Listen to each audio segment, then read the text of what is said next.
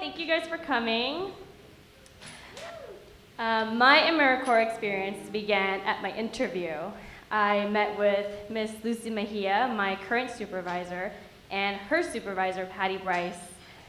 We spoke very briefly about the position, which was at an after-school community center through the Youth and Family Services of YMCA. Basically, I'd be working with kids ages maybe 7 to 13 at their after-school program. Shortly after the interview, I followed Ms. Lucy to the actual community center, which was a few blocks down the road. And I remember driving in, following her car, and seeing this extremely packed parking lot. I remember seeing the community center, and there was a cute little playground in the front. There was a big yellow sign that said, drug-free school zone. I followed Lucy inside the center, and I saw wonderful art pieces done by the students. Some really great self-portraits the kids had done, beautiful mosaic tiles that had been displayed at the front of the center, and I was very impressed. It really seemed like the program was doing a lot of good work for the community, and it was very evident. Towards the end of the interview, Ms. Lucy walked me out, and I remember noticing this food truck down the street. I think it was like pupusas or something. And of course, me being a huge foodie, I asked her if it was any good. That sort of led into a 45-minute conversation about where to get the best tacos, where to get the best tostadas, what kind of chiles I need to use to make the best mole. And at that point, I'm feeling really good about the interview. I really like Lucy, and I was very impressed by the community center, and I feel pretty relaxed.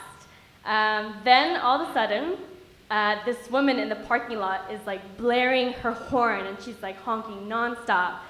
I look over, of course it's my car that's vlogging her right at my interview, and I'm somehow trying to figure out how to politely but quickly end my conversation with Lucy so I could go move my car.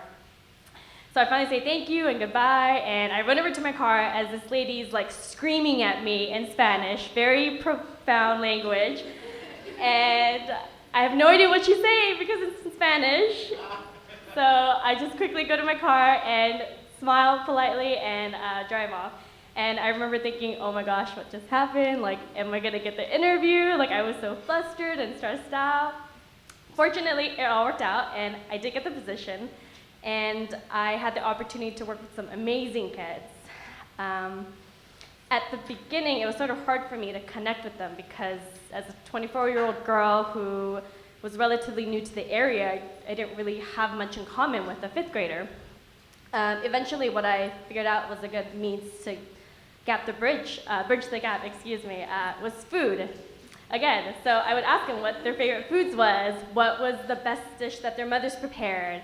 And through that, it was a really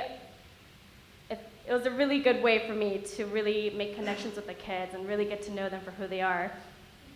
Some of my most memorable stories from the center, from working at the center, was our haunted house Halloween event.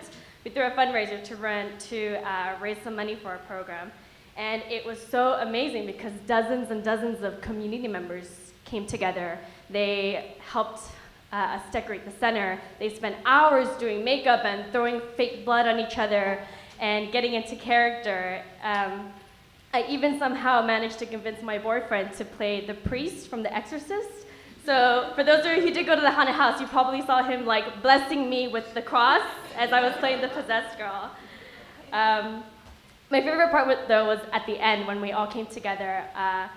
We had the privilege to enjoy Miss Lucy's famous arroz con pollo, which was amazing, and just discussing the success of the event, and it was a very memorable moment for me to see how much support we had from the community, how everyone cared and really wanted this event to be successful, and we had such a great time.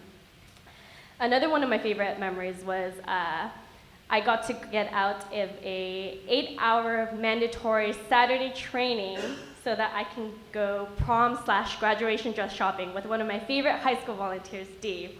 So we spent the day shopping. We went to a bunch of different stores in the mall. I shoved a million dresses in the fitting room for her to try on and model for me. And it was just a really amazing, great time.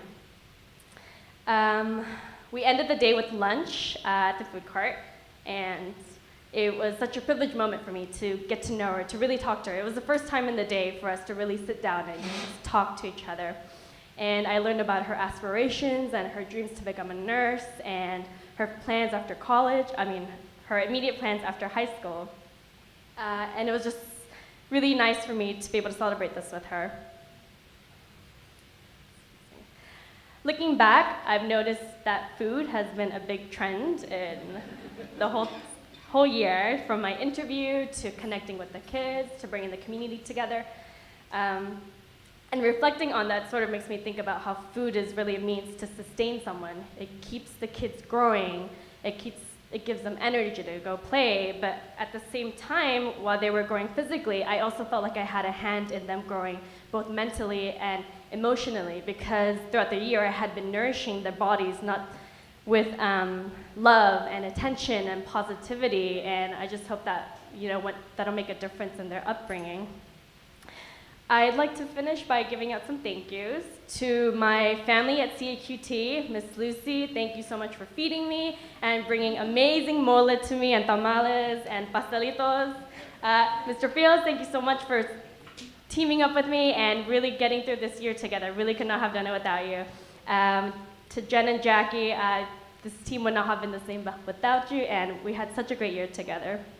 I'd also like to thank my boyfriend for supporting me and putting up with my shenanigans and dressing up as a priest last minute to bless me. And of course, my AmeriCorps team, thank you guys for being so supportive. I love all of you guys, and I feel so privileged to have been able to meet you. And Paul, thank you so much. Thank you so much for putting this amazing group together and really allowing us to celebrate all of our strengths and our weaknesses. Thank you.